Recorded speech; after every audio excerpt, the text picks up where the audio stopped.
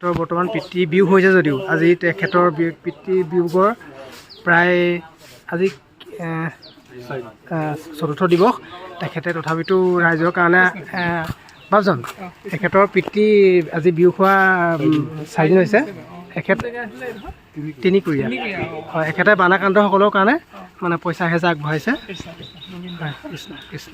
আমি সেয়া যোৰহাট পাইছোঁ মম বিচাৰি মম আৰু মহালোক আমাৰ গৰিহাগৰ খনখন নাইকিয়া হৈ গ'ল। তাকে এতিয়া ইয়াতো নেপালোঁ, কিন্তু পালোঁ বাৰু 15 তাকে ল'লোঁ। তাকে যি দিছে এনেকৈ লৈ কৈছোঁ আৰু লৈ বস্তু কাইলৈ আকৌ যাব লাগিব। কালি গ'লোঁ এবাৰ, আকৌ কাইলৈ যাম, পৰহিলৈ এদিন গৈ থাকিম আৰু। হয় হয়, কৃষ্ণ।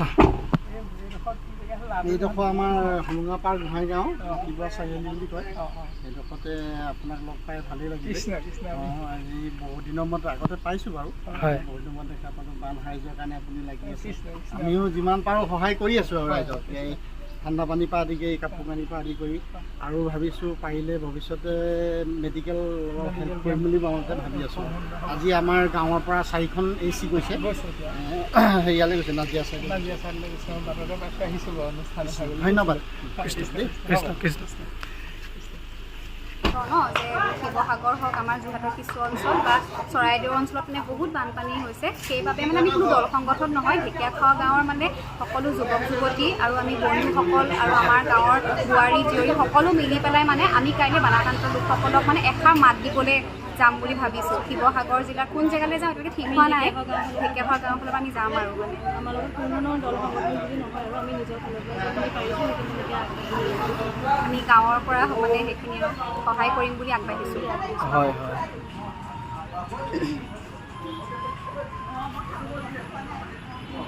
আমাৰ ওচৰত মানে সকলো আছে। তেওঁলোকে পিন্ধিব পৰা নতুন কাপোৰ লৈছোঁ আমি, তাৰপৰা ফেনাইলৰ পৰা গাখীৰ হওক, সৰু ল'ৰা ছোৱালীৰ কাৰণে অলপ তেওঁলোকে ভাল পাব পৰা এইবোৰ মিঠাজাতীয় সামগ্ৰী কিন্তু আমি লৈছোঁ। তেওঁলোকৰ মানে হাইজিনৰ কাৰণে চাবোনৰ পৰা আৰম্ভ কৰি সকলো ধৰণৰ বস্তুৱেই আছে আমাৰ লগত। হয় হয়, আৰু অলপ আমি থৈদিয়াও আছে আমাৰ। হয় হয়।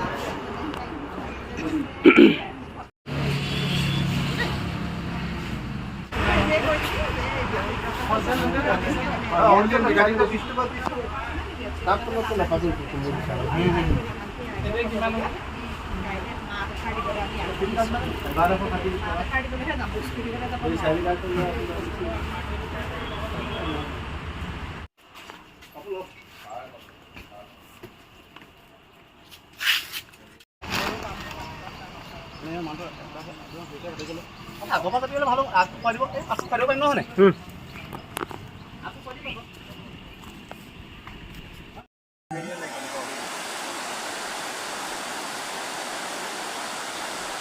বেয়া কাপোৰ